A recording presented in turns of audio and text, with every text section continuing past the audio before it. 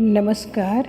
कुछ खास आपके लिए लेकर आए हैं, बहुत ही खास। आप जान के ये चौंक जाएंगे कि आज हम जिस नज़रिए से तवाइफों को देखते हैं वही तवाइफें राजा महाराजा के ज़माने में उनके बच्चों को तहजीब सिखाया करती थी। इस लायक बनाती थी वो उन्हें कि वो औरतों की कदर कैसे करें, उनका सम्मान कैसे करें। तो चलिए हम जानते हैं आगे की कहानी। अवध में नवाबों के समानांतर तवाइफों का भी एक इतिहास रहा है। हालांकि वह अभी बहुत पुराना नहीं पड़ा है, लेकिन उनकी कंचनियाँ, चूने वालियाँ, नागरानियाँ व डेरे वालियाँ, ये सब श्रेणियाँ हैं उनकी। इन श्रेणियों का अलग अलग इतिहास रहा है। इस इतिहास के जानकारों के अनुसार सूबे में तवाइफों के आने का सिलसिला 1738 में तत्कालीन मुगल बादशाह मोहम्मद शाह रंगीले के वक्त नादिर शाह के बर्बर हमले से दिल्ली के दहल जाने के बाद शुरू हुआ था। नादिर शाह के निर्दयता के आक्रांत दिल्ली में रहने वाले साहित्यकार व कलाकार त्राहिमाम कर रहे थे और अपने अपने घर बार छोड़कर इधर उधर भागने लगे। तो तवाइफों ने लखनऊ का रुख किया। यह और बात है कि उन्हें वहाँ भी तत्काल कोई आश्रय नहीं मिला था और वे फैज़ाबाद व जौनपुर वगैरह चली जाने को मजबूर हो गई थी। फिर तो बुरे दिनों के खात्मे के लिए उन्हें नवाब शुजा-उद-दौला 1754 और 1775 के वक्त शुजा का सहारा मिला। तो वे फैज़ाबाद स्थित उनकी नई नवेली राजधानी की रातों को अपने घुंघरुओं की झुनझुनों से गुंजाने लगी थी। उनकी यात्राओं में भी साथ साथ जाने लगी थी, यहाँ तक कि युद्ध अभियानों में भी जाने लगी थी। लेकिन उनके बेटे आसफ-उद-दौला द्वारा गद्दी पर बैठते ही राजधानी लखनऊ स्थानांतरित कर दिए जाने के बाद वे एक और हिजरत को मजबूर हो गई। अलबत्ता आसफ-उद-दौला की मेहरबानी से लखनऊ में उनका सिक्का जमा, तो वह कामोवेश तक जमा रहा।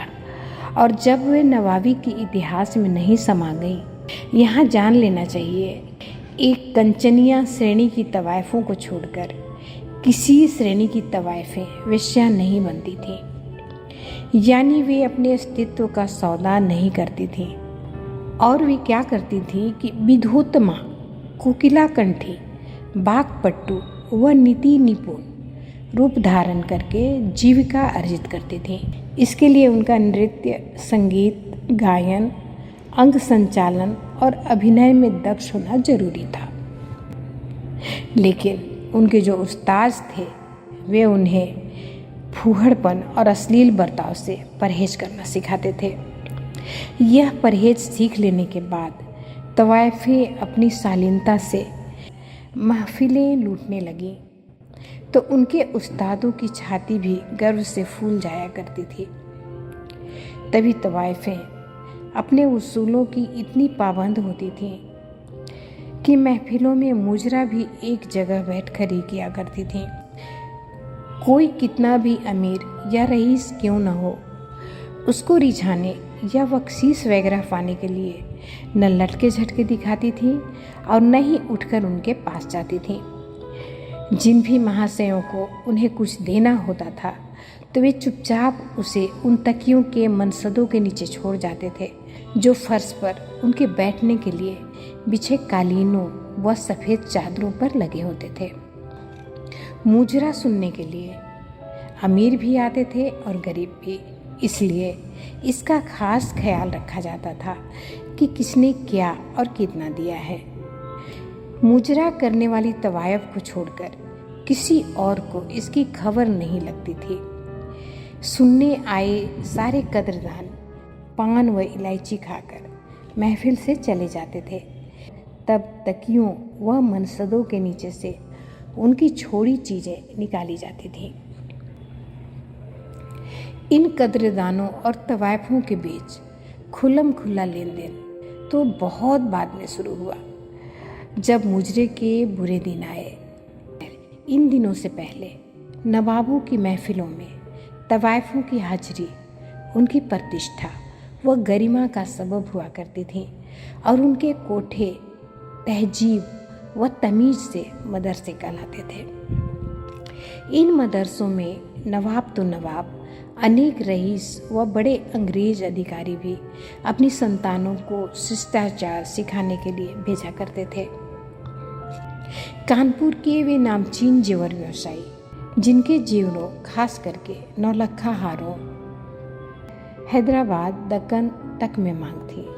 कई बार हैदराबाद की बेगमें खुद अपनी पसंद के जेवर खरीदने कानपुर आती थी।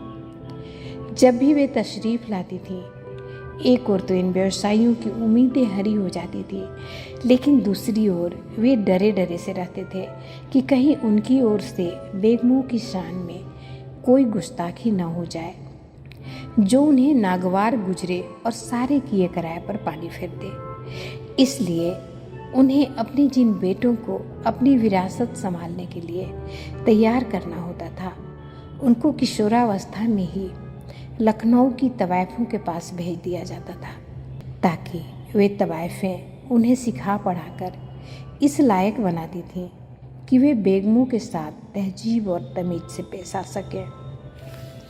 अवधनामा से बहुत ही खास